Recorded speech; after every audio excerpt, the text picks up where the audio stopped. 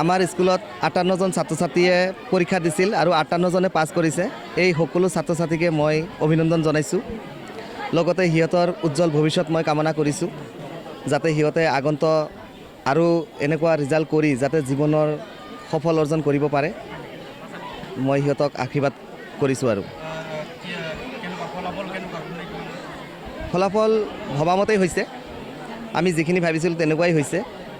দুই এজনে বেছি পাব লাগিছিল, কম পাইছে, কোনোবাই কম পাব লাগিছিল, বেছি পাইছে, ইয়াৰ মাজতে আছে। আৰু শীৰ্ষত আছে মুজাক্কিৰে 93.6% পাইছে। ল'ৰাজন বহুত কষ্ট কৰিছে আৰু ইমান উন্নত ঘৰৰো নহয়, দুখীয়া ঘৰৰ ল'ৰা, বহুত কষ্ট কৰিছে আৰু যিখিনি পাব লাগিছিল পাইছে। আলহামদুলিল্লাহ, মানে সন্তুষ্ট। লেটাৰ অল ছাবজেক্ট লেটাৰ, হয়, অল ছাবজেক্ট লেটাৰ পাইছে। আমাৰ মুঠ ছাত্ৰ ছাত্ৰী আছিল 58, তাৰে 6জন ছাত্ৰ ডিষ্টেনশ্যন পাইছে, 7জন ছাত্ৰ ষ্টাৰ পাইছে আৰু মুঠ ফাৰ্ষ্ট ডিভিজনৰ সংখ্যা 35 আৰু বাকীখিনি ষ্টুডেণ্ট ছেকেণ্ড ডিভিজন পাইছে। থাৰ্ড ডিভিজন নীল, ফেইল নীল। হয়, বহুত ভাল লাগিছে আজি। মানে ক'বলৈ গ'লে স্কুল 14 বছৰ ধৰি মানে স্থাপিত কৰা হৈছে, তাৰে মাজত আজি আটাইতকৈ মানে আনন্দ অনুভৱ হৈছে, যিহেতু প্ৰথম আমাৰ হায়াৰ ছেকেণ্ডেৰী বেচটো আমি খুলিছোঁ। ৰাইজৰ বহুত আশা আছিলে, গোটেই ৰাইজে অপেক্ষা কৰি আছিল চিদাখোৱা জাতীয় বিদ্যালয়ৰ ৰিজাল্টটো কেনেকুৱা হ'ব।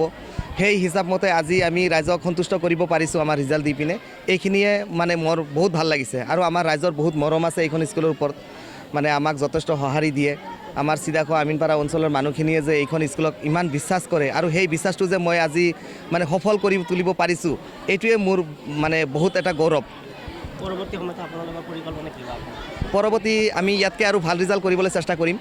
আমি যাতে মানে অল আছামৰ ভিতৰত আমি যাতে ভাল এটা ৰেংকত আনিব পাৰোঁ, তেনেকুৱা পৰ্যায়ত আমি লৈ যাব চেষ্টা কৰিম, যাতে এই পিছপৰা অঞ্চলৰ ছাত্ৰ ছাত্ৰীখিনিৰ ভৱিষ্যত যাতে কিবা এটা বনাই দিব পাৰোঁ। নমস্কাৰ, মোৰ নাম মেহেৰ আলী, মই সিদাখোৱাৰ বাসিন্দা। এইখন স্কুলতে মই মেট্ৰিক পৰীক্ষা দিছিলোঁ, তাত মোৰ 74.67% আছিল আৰু তাৰপিছত এইবাৰ আছে মোৰ 86.2%, হায়াৰ ছেকেণ্ডেৰীত 86.2%। ইয়াৰ পিছে আমাৰ প্ৰিন্সিপাল ছাৰ আব্দুল আৱাল, তেখেতৰ বহুত ইয়াত অৱদান আছে আৰু আমাৰ সকলো ক্লাছ টিচাৰসকল, সিহঁতৰো বহুত মেহনত আছে। তাৰপিছে মই যি পাৰ্চেণ্ট পাইছোঁ তাতে মই বহুত সুখী আৰু ইয়াৰ মই ক্ৰেডিটটো আমাৰ প্ৰিন্সিপাল ছাৰ আৰু আমাৰ ক্লাছ টিচাৰসকলক দিব বিচাৰোঁ। লেটাৰ 4টাত, ইংলিছ, এছামিছ, এৰাবিক আৰু পলিটিকেল ছায়েন্সত লেটাৰ।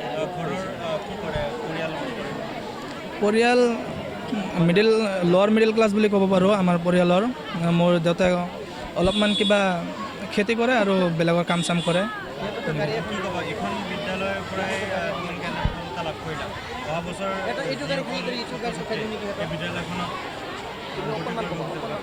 তেখেতৰ কাৰণে বহুত ভাল হ'ব, কাৰণ আমাৰ যিসকল শিক্ষক আছে, শিক্ষক শিক্ষয়িত্ৰী আছে, তেওঁসকল আমাৰ পিছত বহুত মেহনত কৰিছে, বহুত চেষ্টা কৰিছে যাতে আমি সফল হ'ব পাৰোঁ। সেইকাৰণে আগন্তুক ছাত্ৰ ছাত্ৰীসকলৰ কাৰণে বহুত ভাল হ'ব। পৰৱৰ্তী মই UPSC ট্ৰাই কৰিব বিচাৰিছোঁ। এৰাবিকত 91 পাইছিলোঁ। মই এৰাবিক মাদ্ৰাছাত পঢ়ি আছোঁ। মই বহুত সুখী তাৰ কাৰণে। আমাৰ ছাৰসকলে মোক উৎসাহ দিছে, সেইকাৰণে মই আজি ইমান পাৰ্চেণ্ট পাবলৈ সক্ষম হৈছোঁ। মই আমিনপাৰা জামিয়া আৰবী ইছলামিয়া মাদ্ৰাছাত আছিলোঁ, তাৰপিছত এতিয়া বৰ্তমান দলগাঁও মাদ্ৰাছাত আছোঁ। মাদ্ৰাছা স্কুল দুয়োটা একেলগে। নমস্কাৰ, মোৰ নাম মুজাক্কিৰ হুছেইন, মই এইখন স্কুলৰে এজন ছাত্ৰ। মোৰ হাইস্কুল মানে ইয়ত মেট্ৰিকত পাৰ্চেণ্ট আছিল 77.83 আৰু এইবাৰ মই হায়াৰ ছেকেণ্ডেৰীত 93.6 পাবলৈ সক্ষম হৈছোঁ।